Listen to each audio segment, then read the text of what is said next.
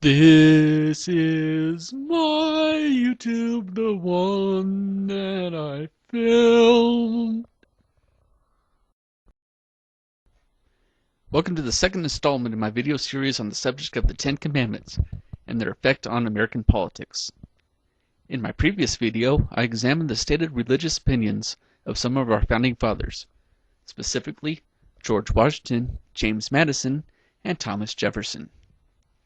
In this video, I will examine some of America's earliest political documents, including the Declaration of Independence, the Articles of Confederation, the Constitution of the United States, and a little-known document known as the Treaty of Tripoli of 1796. But before I do that, I will turn to my standard statement regarding religious tolerance. We will hold fast to the proposition that all religious beliefs are protected by the First Amendment to the United States Constitution. I will not allow any disrespect for other people's beliefs, ethnicities, or cultures on my YouTube channel. Remember the golden rule, to do unto others as you would have them do unto you. Think about it this way. You would not want a person of another faith group to denigrate your personal beliefs and values. Please remember to show the same level of dignity for other people's beliefs that you would want them to have for yours. Interestingly, religious bigots tend to ignore the entire opening paragraph of the Declaration of Independence, even though it actually contains an overtly religious statement stating the separate and equal station to which the laws of nature and of nature's God entitled them. This leads me to think that they haven't actually read the document. The second paragraph is far more popular. It states, "We hold these truths to be self-evident, that all men are created equal, that they are endowed by their Creator with certain unalienable rights, that among these are life, liberty, and the pursuit of happiness." In the interest of fairness, I will also add that Thomas Jefferson's original draft stated, "These truths are sacred and undeniable," but this was edited by Benjamin Franklin to read self-evident. The closing paragraph of the document states, "We, therefore, the representatives of the United States of America, in General Congress, assembled, appealing to the Supreme Judge of the world for the rectitude of our intentions, and for the support of this declaration, with the firm reliance on the protection of divine providence, we mutually pledge to each other our lives, our fortunes, and our sacred honor." The religious bigots love to quote the second paragraph, and oddly enough only the second paragraph, to state that the idea of our rights being endowed by our Creator is proof that the Founding Fathers meant that our nation was to be built upon Christian ideals. But I read the Declaration of Independence to be based upon Enlightenment concepts, such as the inherent rights of man and the contract theory of government proposed by John Locke, and the religious statements contained in the document are deistic in nature. Deism, which was the prevailing religious theory in the Revolutionary era, stated that God created the universe as we know it, established certain physical and natural laws, and predestined a certain specific series of events to happen along a stated timeline, also known as divine providence. God then exited the scene and had no further direct influence upon his creation. But I also want to point out a large number of religious belief systems which propose to have a creator. Judaism, Islam, Zoroastrianism, Hinduism, Shinto, Wicca, Native American and other indigenous belief systems. Almost every belief system that has ever existed acknowledges the creative endeavors of some omnipotent and omniscient deity. Now that I think of it, one could argue for the existence of a creator in theistic agnosticism. It seems apparent to me that Thomas Jefferson was trying to be as inclusive of other religious beliefs as he possibly could. The Articles of Confederation established our first system of government during the Revolutionary War. There are two instances in the Articles of Confederation which utilize a full formal style of dating.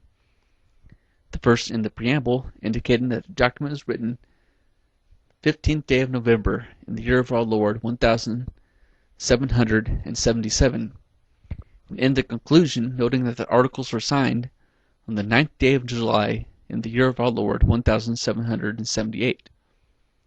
To assume that this has religious significance is simply preposterous, as it would be the same as saying that the document was written and signed in AD 1787 and 1788 respectively.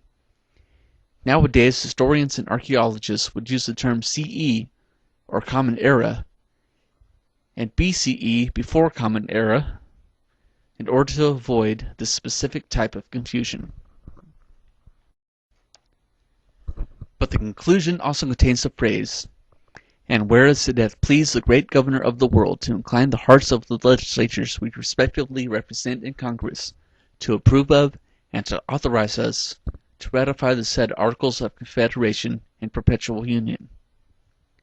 This, of course, holds the same deistic ideals that I have previously stated guided the Declaration of Independence and does not specifically indicate Christian beliefs. The Constitution of the United States was written in 1788 and ratified in 1789. The Constitution contains exactly two short religious-based statements, the first in Article 6 and the other in the First Amendment. Article 6 states, "No religious tests shall ever be required as qualification to any office or public trust under the United States." And that's it. If America was meant to be a Christian country, then certainly the backbone of American national laws would include a strongly worded statement that Christians, and only Christians, can qualify for public office. In fact, the Constitution states the exact opposite.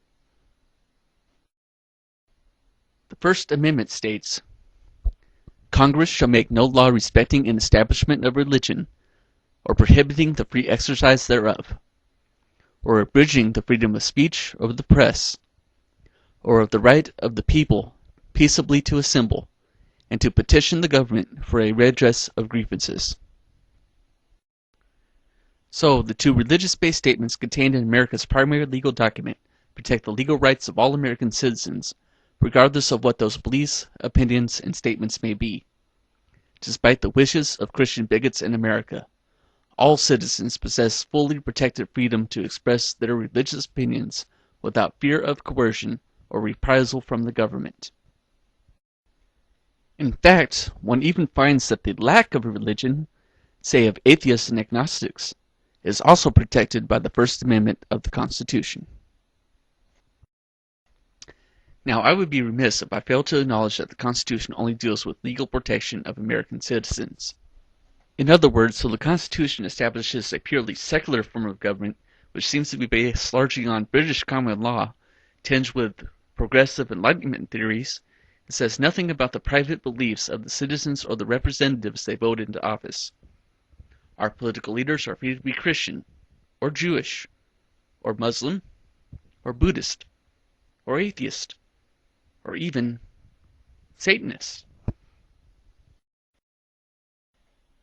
Most assuredly, if America is meant to be a Christian country based upon biblical principles, then surely there would not be a legal document from our early political history that would say otherwise.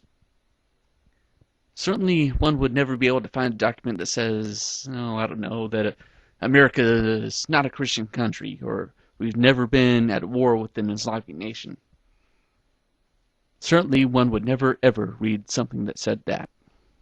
Hey, what's this? Treaty with Tripoli, 1796.